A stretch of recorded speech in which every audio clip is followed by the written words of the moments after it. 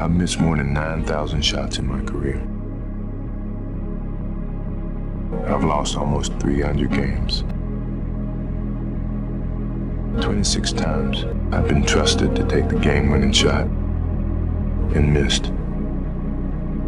I've failed over and over and over again in my life. And that is why I succeed. Maybe it's my fault. Maybe I led you to believe it was easy when it wasn't. Maybe I made you think my highlights started at the free throw line and not in the gym. Maybe I made you think that every shot I took was a game winner. That my game was built on flash and not fire. Maybe it's my fault that you didn't see that failure gave me strength, that my pain was my motivation. Maybe I led you to believe that basketball was a God-given gift and not something I worked for every single day of my life. Maybe I destroyed the game. Or maybe you're just making excuses.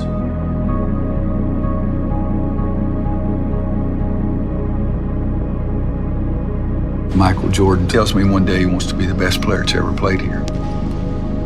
And I said, well, you got to work harder than you did in high school. He said, I worked as hard as everybody else. I said, oh, excuse me. I thought you just told me you want to be the best player to ever play here. He said, I'm going to show you.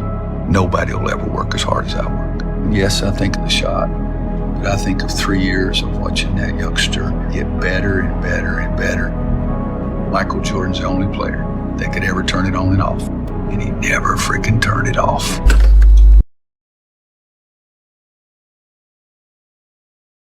What's your greatest disappointment in sports? I haven't had any disappointments. I mean, sports is a tool that teaches, and it teaches you bad things. It can also teach you good things. It's how you perceive those things. I've looked at every experience that I've had, negative and positive, and taken that as a positive. If I wouldn't change anything because I think it would alter some of the other things that happened. So when I look back, I can't say that I've had any bad things happen. Sure, I mean, you don't want bad things to happen, but you deal with bad things. You can't have good or without bad. Who's your favorite guy to play against? Myself.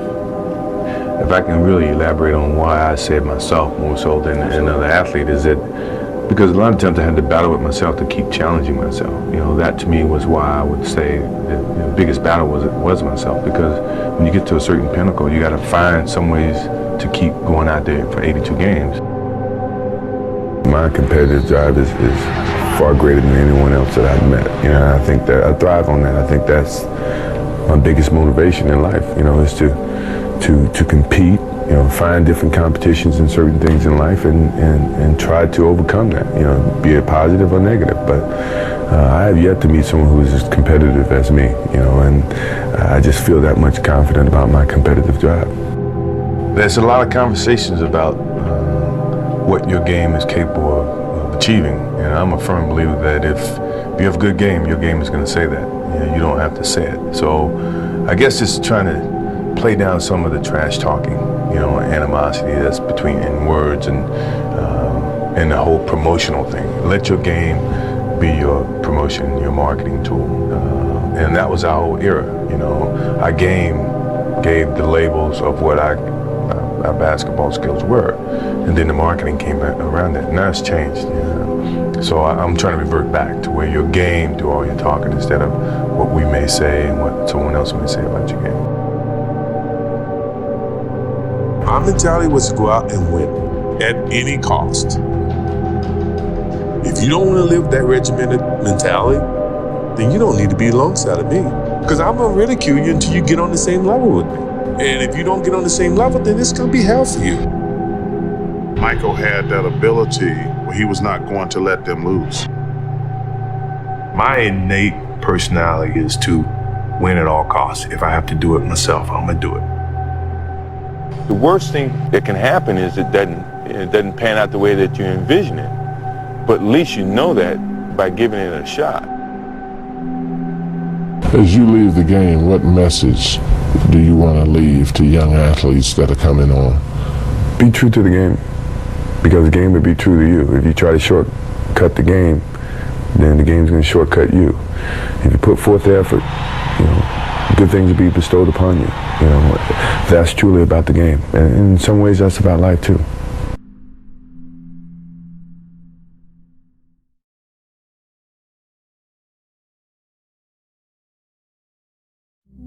I really don't have regrets. As soon as you look back in your history and you come up with something that you feel like you want to change, something else has to change. What about your biggest disappointment? Once again, that's the same analogy. Disappointment to me, to win, you got to lose. To be successful, you got to have something that's not successful. To be happy, you got to have disappointment. So I think all of those things have evolved and happened to make me who I am and understand the benefits and the privileges I have for being who I am. For a person like myself who live in this spotlight and is so critical, from people all the time in terms of what I do, what I say, where I go, take a pause before you make a decision and say, what if? And the purpose for saying what if is that whatever decision you make, always either going to have consequences. You make the right decisions that you feel is the right decision. Now, all the decisions I made, other people may view to be not the right decisions from their perspective. But for me to go play baseball, and everybody says, oh, it was a failed opportunity to play baseball. That's what they think. For me, it was the best thing that could have happened for me because it allowed me to go back to the game with a stronger passion. At the same time, I was able to understand the love that these minor league baseball players have, making $1,500 a month. $1,500 a month. To see that helped me put things in perspective, to understand the platform that I was on in '93, that when I went back to it in '95 and '96, I appreciated it even greater. So that's the things that my father and my mother instilled in me. Take a negative and turn it into a positive. Don't be afraid to fail. After the season, usually there's a time period where Michael takes some time off. The night they lost to Orlando, I said, Michael, I'm about to get out of here. Let me know when you want me to see you, because I'll see you tomorrow. Michael had an obligation to himself, the fans, his teammates, the organization, his family, everybody. He said, if you're gonna sit down and take 3 hours out of your day to watch me on TV, I have an obligation to give you my best.